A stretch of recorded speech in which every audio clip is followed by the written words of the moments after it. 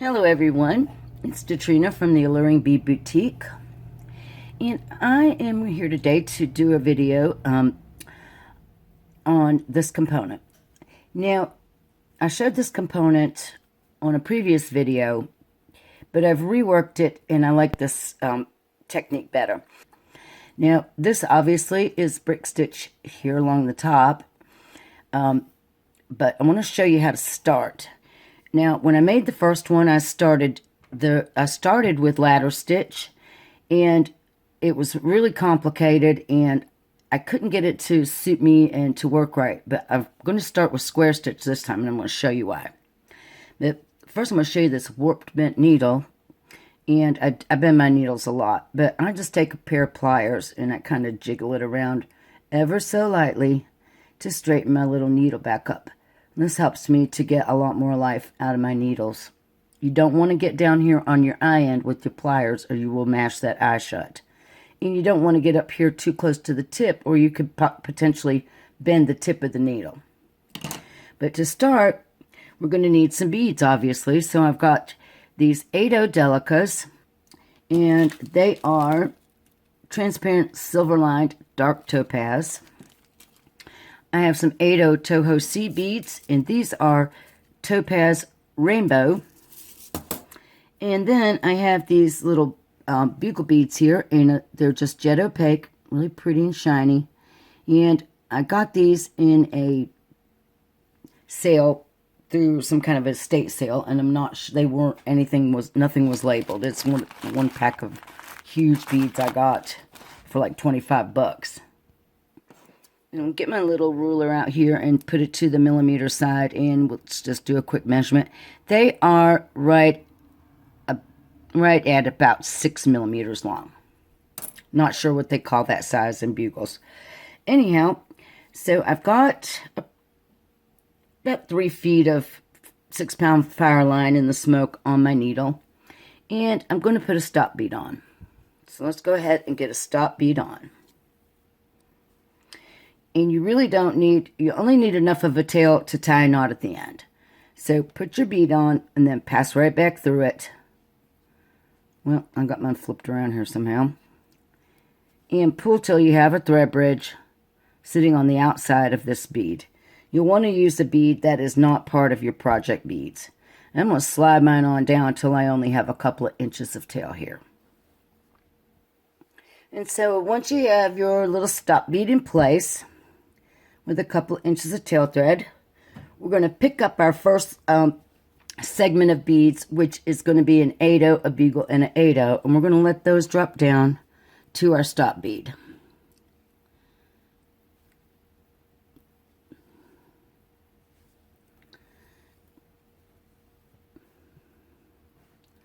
Then I'm going to hold my work like this for the first row, or for the first round of work. So I'm coming out of this 8/0 right here. I'm going to pick up an 8/0. I'm going to come back through that 8/0 that I'm exiting from the opposite direction towards myself. So my stop bead is up here, but I'm working back towards myself on this one. I'm just going to hold my thumb there as I pull, and then I'm going to let it come on and pull. And it's going to set that little bead right beside the first one. So now I need to get into position, so I'm going to come right back through that new bead I just added. So now I need to do a bugle bead in the same way. So here I am, I picked up a bugle bead. I'm going to come down through this bugle bead towards myself. Now I'm going to pull. And I'll show you how to straighten this up in a minute, so don't worry if it's not perfectly cinched in there, right? So I'm exiting that bugle bead, so now I need to come up through the bugle bead I just added. Just like that.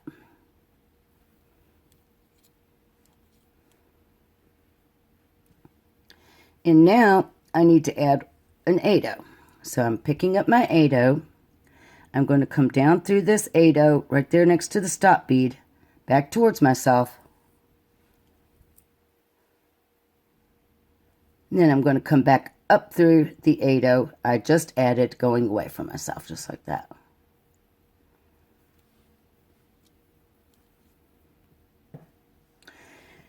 Now the trick to this is to make sure that as you're pulling your beads back upwards, that you don't let your thread get hung on any of this beadwork down in here, or you're going to have an exposed thread showing. All right, so now to tighten up my first two rows here, I'm coming out away from myself here out of that 8-0. I'm going to go down through the 8-0, the bugle, and the 8-0 here next to my stop bead. And this is a step you don't want to skip when you're doing square stitch, because it really helps to make your work look much more professional. Then I'm going to come up through the 3 beads that I added on this last row. So 8-0, bugle, 8-0.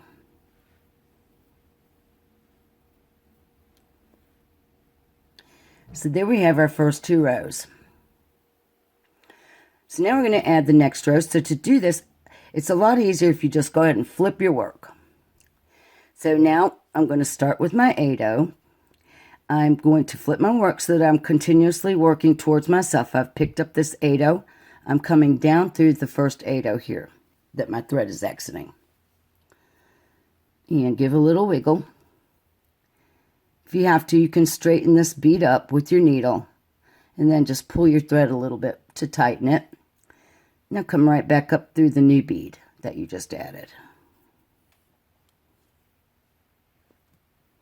And repeat the same steps that we just did. I'll show you this next row here. So I'm picking up a bugle. I'm coming down through the bugle on the previous row towards myself. Pull it in here. Then come back up through that bugle I just added, going away from myself.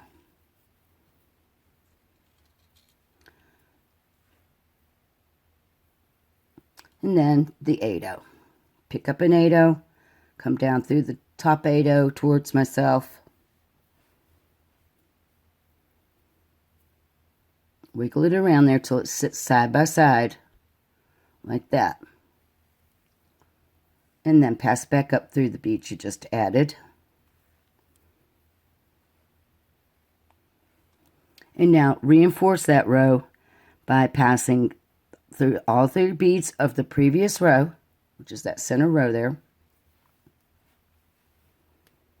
And then coming up through all 3 beads of the row I just added, which is row 3. And that's the one farthest away from my stop bead. All right, so now I'm going to flip my work over, and I'm going to repeat this until I have 7 rows sitting side by side, just like this. And you go ahead and work until you get your 7 rows, and then meet me back. All right, so now I've got my 7 rows of square stitch on, and I have reinforced between each new row added, just like I had showed you in the when I was telling you how to do it. So my tail thread is down here, and my working thread should be exiting in this direction, away from me. Now, when I first made the very first one of these, my intention was for a bracelet end. But I'm thinking now that it would make a really cool earring too. So, you know, the like fringe earrings. But let's go ahead and build this brick stitch end using our delicas, our 8-0 delicas.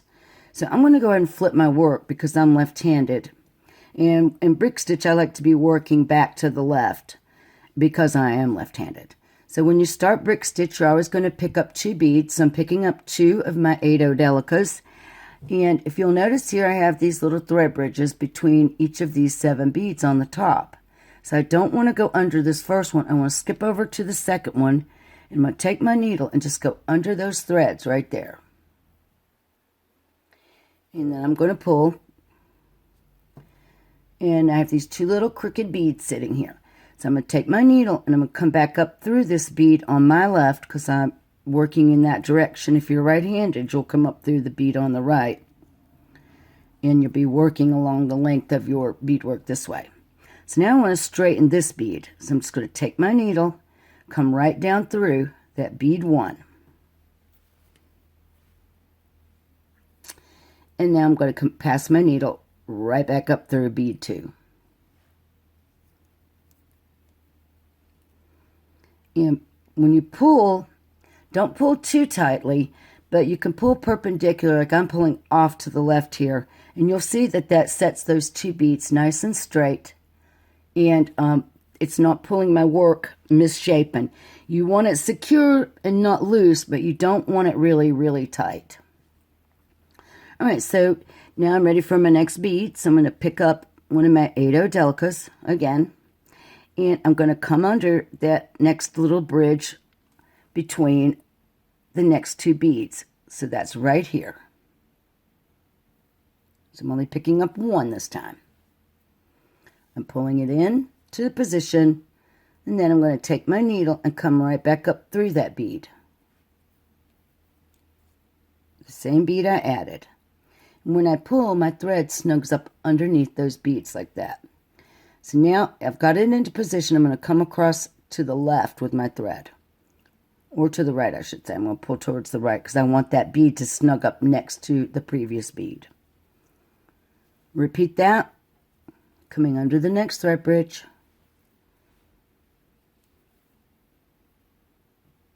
Come up.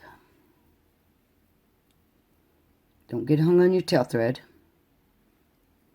Hold it with your finger if you have to make sure it snugs into position side by side. And then I'm just going to do that for all of the thread bridges I have. So I have 2 more left. So there's my next bead. And if your bead wiggles loose, don't worry about it because it will pull back down into position just like that. And then 1 more. So I'm coming under my last thread bridge. And then I'm going to come back up through this bead.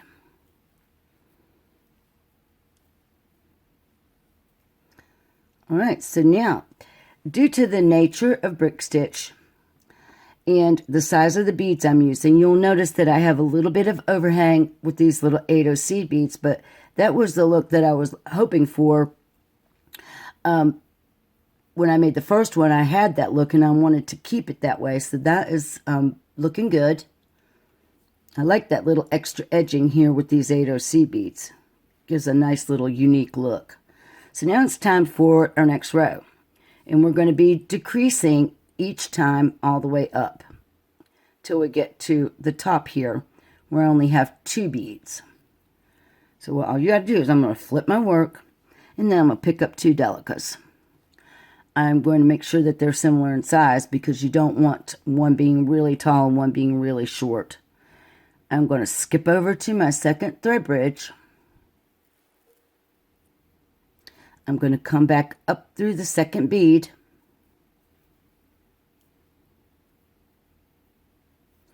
I'm going to straighten my first bead. Come down through that first bead. Oops. And then right straight back up through my second bead again.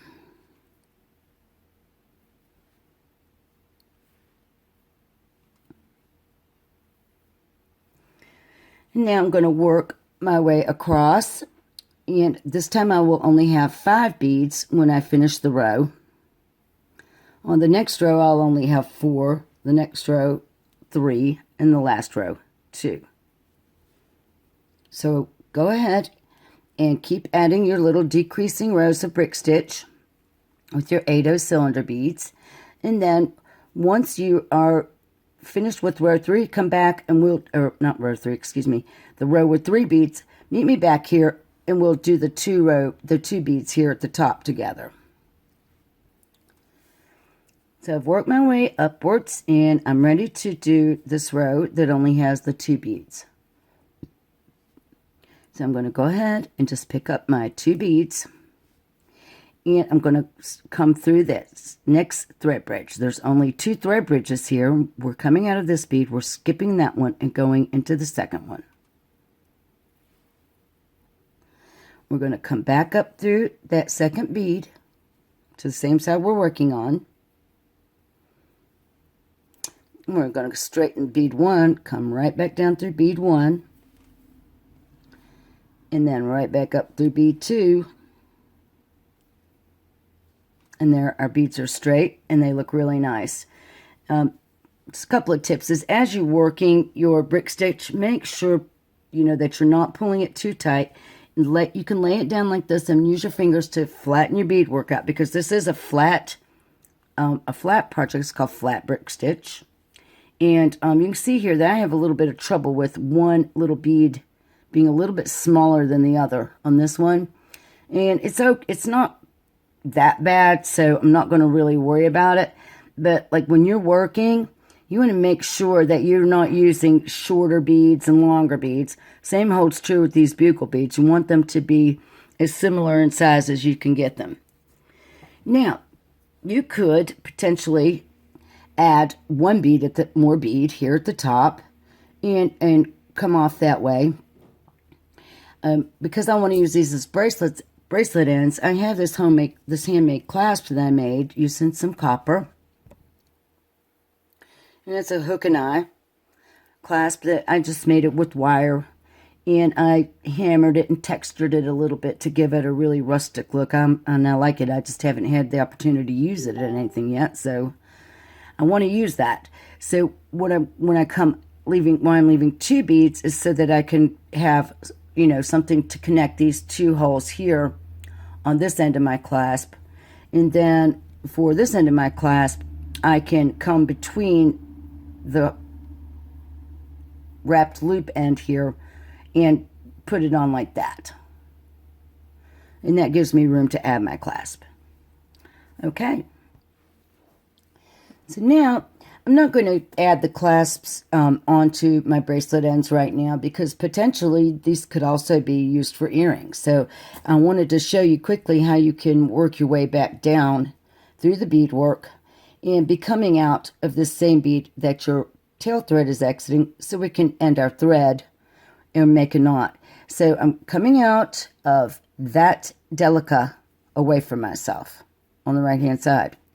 So what I'm going to do is I'm going to come down through that delica there at the top on the left, and then I'm going to get through the next 2 beads on the angle. Just like that. And I'm going to go ahead and pull that through. And don't pull too tightly, because you don't want to gum up the tension on your beadwork. So now I'm exiting this bead. And what I'm going to do is I'm going to come through the bead on the angle, right under it. And I've got problems with my light, guys, because I've got a lot of lights shining here. And I'm going to come through the next 3 beads, kind of like on a little bit of an angle. So this one, and the 8-0. And as I pull, that little thread sucks right in, so you don't have any exposed thread. And now I'm going to come down through the bugle bead in the 8-0 on the far edge of the beadwork.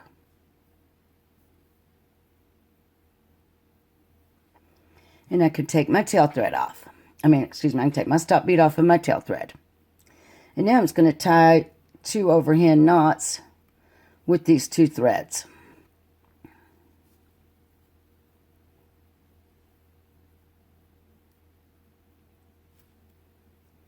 And before I cut my thread, I would want to weave away from that knot. So my thread is coming out of this 8-0 here on the right. I'm going to go down the next 8-0. And when I pull, I felt that knot pop into the beads.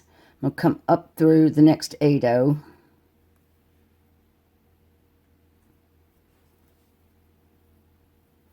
And then I'm going to go down through the next 8-0 in the bugle bead and 8-0, like that. And then to end my thread, I want to be coming out in the middle of my beadwork like I am here, and just pull a little gently while you cut your thread with your scissors. And that way the little piece will flop right back in between the beads. And I can also end this tail thread over here. So now I have these lovely 2 little matching pieces.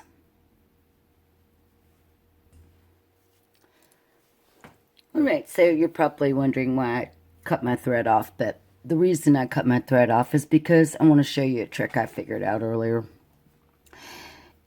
For example, I have, like right now I have 7 beads on this end that I could potentially continue on doing beadwork from, which would be great for a pair of fringe earrings because I would have a center bead where I could make my longest fringe in bead number 4 here in the middle. If I wanted fringe coming down longer out of the middle and then gradually getting shorter to the sides, or vice versa, it could be longer on the outside edge and get shorter towards the middle, just whatever floats your fancy on that.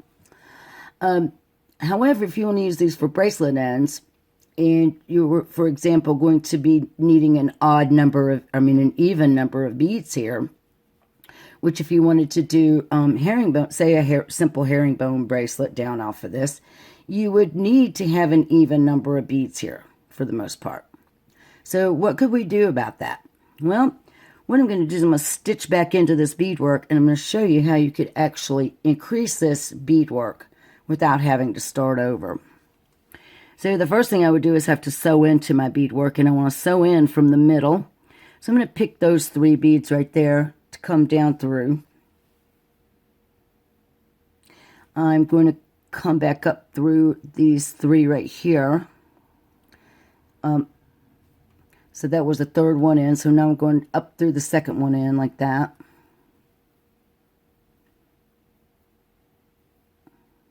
So here's my 2 little threads together, which I could go ahead and tie into a knot. For purposes of this, though, I'm just going to tighten it up and weave it in. So I'm going to come back through those first 3 beads I started from one more time.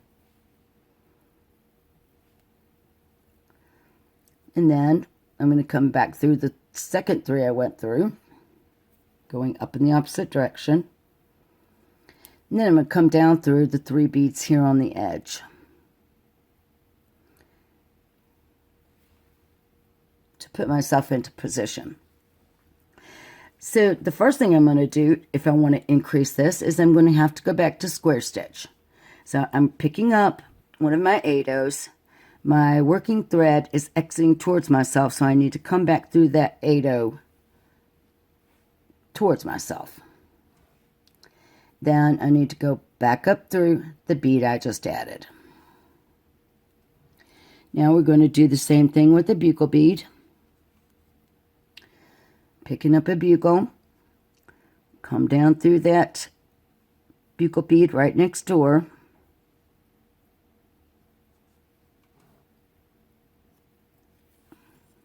Whoops. And we'll wiggle that bead around and don't try to pull too hard on your bugle beads. They have really sharp edges. Then I have to come back up through that bugle. And now I need to add another 8-oh. So I'm picking up my 8-oh. I'm going to come down through the next 8-oh towards myself. Just like that. And then come back up through the one I just added. Now I want to reinforce that by coming down through the 3 beads of the row previous. And then up through these 3 beads I just added. It might take a little bit of wiggling, but like that. So now we have 8 rows wide here from our square stitch. We need to fix the problem we have here with these delicas. So in order to do that, I need to be square stitching a bead, a delica, to this bead. So to do that, I'm just going to pick up a delica. I'm exiting that 8-oh. I'm picking up a delica, and I'm going to come down through that 8-oh right there. I'm going to pull that bead till it sits like it should, side by side. Then I'm going to come right back up through that 8-oh delica. And this is where you really need to make sure your tail thread doesn't get caught on the bottom of your beadwork. And there we have that bead square stitched into place. And if you want to, you may want to go through those 2 beads again. Just come down through the delica one more time and up through that delica one more time. And that just gives some nice security to your work.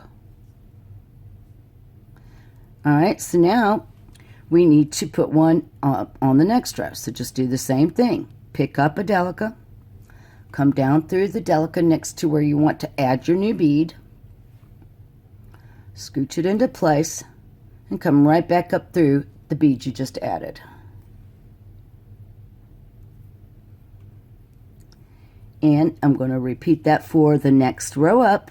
I'm picking up my delica, I'm coming down through the bead where I want to set my new bead next to. And then I'm just going to come right back up through that bead I just added. And I got a couple more to go. So pick up a delica, jump up to my next row,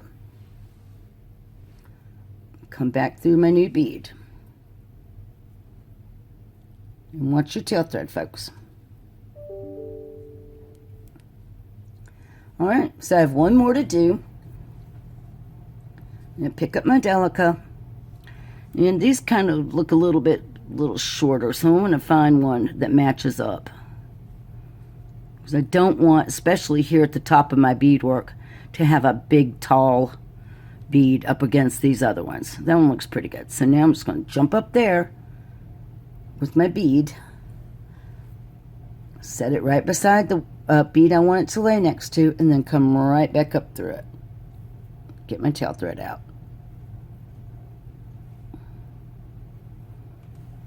So now I have increased that entire piece of beadwork by one bead. So a row of square stitch and then one bead of my brick stitch all the way up. So now I'm going to complete the top here, because now I want to go back down to 2 beads. So I'm going to pick up my 2 beads. I'm exiting this bead on the right. I'm going to jump over here to this second thread bridge towards the left and just come right back up through my second bead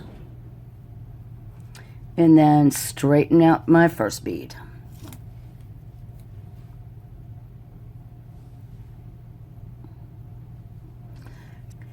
So I just want to come back in and talk about this actual component for just a few minutes. You can see how just increasing that by 1 made this much nicer for a bracelet end, I feel like. Plus it gives me an even number of beads down here to work with if that's what I so needed for my bracelet project. So that's it for today's video, and I hope that you enjoyed it. I hope you will find something beautiful to use these gorgeous little square stitch and brick stitch components on. If you do, please jump on over to the Bead Mountain Facebook. Put a picture up for me in the group if you want.